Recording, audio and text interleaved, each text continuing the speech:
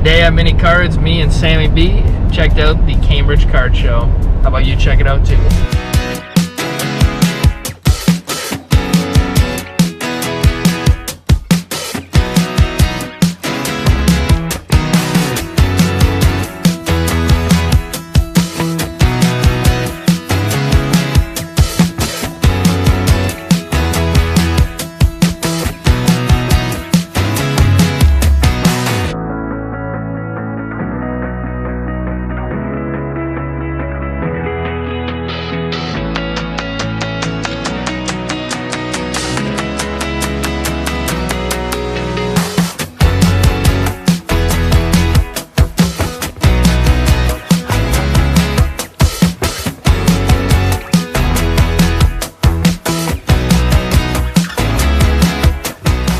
I'm gonna shake your hand, sir. Always a pleasure, Always sir. a pleasure, sir.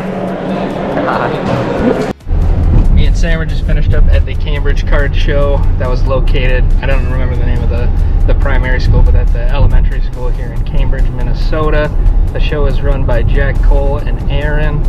Aaron Fingal unfortunately was sick. He's got some stuff going on, wasn't able to make it. We missed him, but they put on a great show as always. So let's hop into rating the location and vendor variety of this show. As far as small show, big show, this is one of the smaller shows. It's kind of evolving. I think there was 70 total tables, or 70 total tables, maybe 30 to 40 dealers at this one today. So huge improvement. This is the second time this show was ever at this location. Location itself, plenty of space. Unfortunately, the AC was turned off to start the day. They turned it on towards the end of the day, so it was getting a little better. That's maybe my one feedback here is, hey, let's get that AC rolling right away in the morning. This show, pretty centralized. It's an hour and a half drive for me. If you're from the cities, what is it, another half hour at most. Half hour, 40 minutes, depending on where you're at. So pretty easy to get here. No food directly on site, but I mean, there's Culver's, Taco John's, McDonald's, pretty much any fast food restaurant you can think of, and other local restaurants really close by.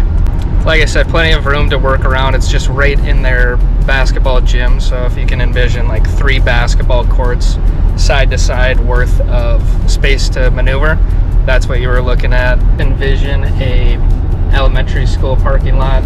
It'll get a little tight as the show goes on and the day goes on, so if you're there 9 a.m., no problem parking. If you come in a little later in the day, there's going to be a lot of people circulating in and out. It might be a little tougher to find parking, but that being said, this location is getting a 7.5 out of 10.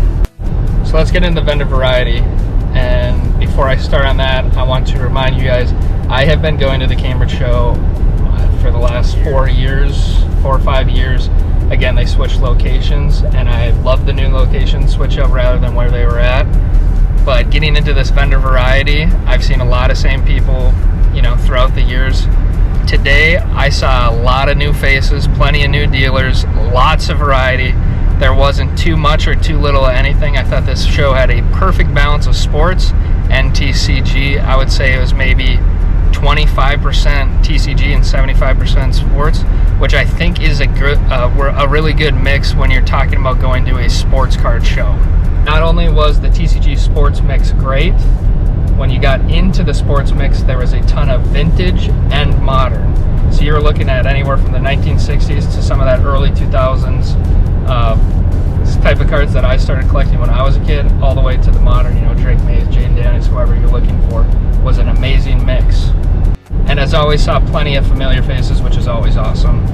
The vendor variety portion of this show got an 8.5 out of 10. The only improvements I would look at is having the AC turned on, maybe figuring out something for parking, and the last thing is there was like 3 or 4 tables of people who didn't show up. I would say either remove the tables or try and find somebody to fill in for them. Other than that, a really awesome show. Overall, it got an 8 out of 10. That's a monster small show. If you're within that hour distance, for sure check it out. I got all the cool pickups from today in the back packed up, so I will show you the top 3 when we are home and at the card shop. Alright guys, we are back here at the shop, ready to show you the top 3 from today. Starting off at number 3, everybody's favorite case hits. This is the explosive Joe Burrow in a PSA 10 from 2024 Absolute. feel like this one's coming in pretty hot at number 2. We got a Select Green Snapshots Drake May. This one is numbered 5 of 5. Never can go wrong picking up the low-numbered QBs, especially right before the National. And lastly, for the new guys, arguably one of the hottest names in baseball, PCA Pete Crow Armstrong, Jumbo Inception RPA, numbered to only 25. Let me know what you guys think of these ones. Thanks for watching, and we'll catch you guys in the next video.